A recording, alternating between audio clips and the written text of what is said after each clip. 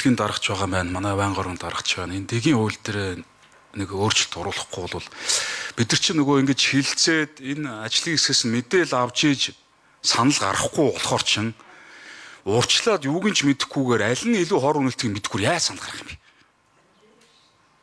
Тэгээ энэ ерөөсөө нөгөө логик алга байна.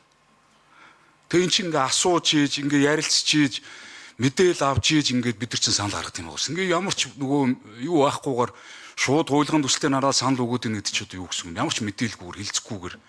Тэгээ энэ дээр нэг нэрээ жоо өөрчлөлт оруулахгүй бол болохгүй юм байна. Тэг яг энэ давтартай холбоотой хэсэгт нь одоо ингээд нэг жоохон мэдээлэлтэй болцсон бид нар уг нь давтар дээр бангадгүй тустай ажлын хэсэг байгуулаад тэгээ ажлын хэсгийн үндсэн ажлын хэсэг рүү санал болгож өгдөг байхгүй бол godод яах юм санал дүгнэлч байхгүй зарчмын зүрхтэй саналч байхгүй ингээд явдаг.